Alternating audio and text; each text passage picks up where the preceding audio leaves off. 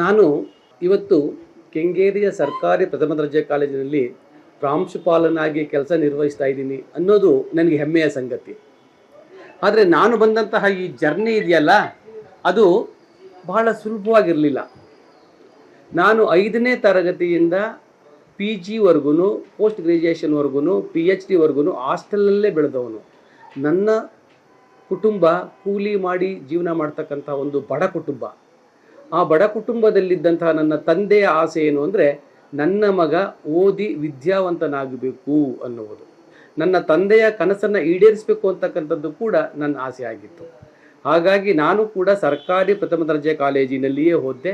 ಬೆಂಗಳೂರಿನ ಸರ್ಕಾರಿ ಕಲಾ ಕಾಲೇಜಿನಲ್ಲಿ ನಾನು BA ಮುಗಿಸಿ, ಬೆಂಗಳೂರು ವಿಶ್ವವಿದ್ಯಾಲಯದಲ್ಲಿ MAಯನ್ನು ಮುಗಿಸಿ, ಅಲ್ಲಿಯೇ MPhil ಮುಗಿಸಿ, ಕುವೆಂಪು ವಿಶ್ವವಿದ್ಯಾಲಯದಲ್ಲಿ ಡಾಕ್ಟರೇಟ್ ಪದವಿಯನ್ನು ಪಡೆದೆ.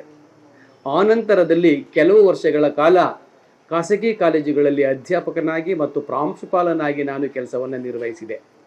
ಎಲ್ಲಿ ನಾನು ಖಾಸಗಿ ಕಾಲೇಜಿನಲ್ಲಿ ನನ್ನ ಪ್ರಾಮಾಣಿಕವಾದ ಕೆಲಸ ನಿರ್ವಹಣೆಯನ್ನು ಗುರುತಿಸಿ ಆಡಳಿತ ಮಂಡಳಿ ನನಗೆ 33 ವರ್ಷಕ್ಕೆ ಪ್ರಾಂಶುಪಾಲರ ಹುದ್ದೆಯನ್ನು ನೀಡಿತು. ಆ ಪ್ರಾಂಶುಪಾಲರ ಹುದ್ದೆಯನ್ನು 8 ವರ್ಷಗಳ ಕಾಲ ಖಾಸಗಿ ಕಾಲೇಜುಗಳಲ್ಲಿ ಯಶಸ್ವಿಯಾಗಿ ನಿರ್ವಹಿಸಿದೆ. ಆನಂತರದಲ್ಲಿ ನಾನು ಸರ್ಕಾರಿ ಪ್ರಥಮ ದರ್ಜೆ ಕಾಲೇಜುಗಳಲ್ಲಿ ಸಹಾಯಕ ಪ್ರಾಧ್ಯಾಪಕನಾಗಿ ನಿಯೋಜಿತನಾದೆ. ಈಗ 3 ವರ್ಷಗಳಿಂದ ಕೆಂಗೇರಿ ಸರ್ಕಾರಿ ಪ್ರಥಮ ದರ್ಜೆ ಕಾಲೇಜಿನಲ್ಲಿ ಪ್ರಾಂಶುಪಾಲನಾಗಿ ಕೆಲಸ ನಿರ್ವಹಿಸ್ತಾ ಇದ್ದೀನಿ.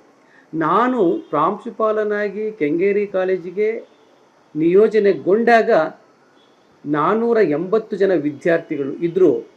ಇವತ್ತು 1086 ಜನ ವಿದ್ಯಾರ್ಥಿಗಳು ಇಲ್ಲಿ ಅಧ್ಯಯನ ಮಾಡ್ತಾ ಇದ್ದಾರೆ ಅಂದರೆ ನನಗೆ ಖುಷಿಯಾಗುತ್ತೆ.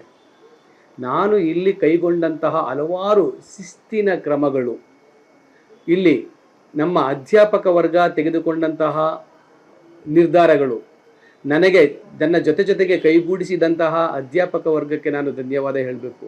ಸರಿಯಾದ ಸಮಯಕ್ಕೆ ಅವರಿಗೆ ಪಾಠ ಪ್ರವಚನಗಳನ್ನು ನೀಡಿ ಅವರನ್ನು ಅತ್ಯುನ್ನತ ಮಟ್ಟಕ್ಕೆ ತೆಗೆದುಕೊಂಡೋಗುವ ಕೆಲಸ ಆಗ್ತಾ ಇದೆ. ಹಾಗಾಗಿ ನಾನು ಪ್ರಾಂಶುಪಾಲನಾಗಿ ನನಗೆ ಆತ್ಮತೃಪ್ತಿ ಆಗುವ ಹಾಗೆ ಇಲ್ಲಿ ಕೆಲಸ ಮಾಡ್ತಾ ಇದ್ದೀನಿ ಅಂತ ನನಗೆ ಅನ್ನಿಸಿದೆ. ಅದಕ್ಕಿಂತ ನನಗೆ ಇನ್ನೇನು ಬೇಕಾಗಿಲ್ಲ.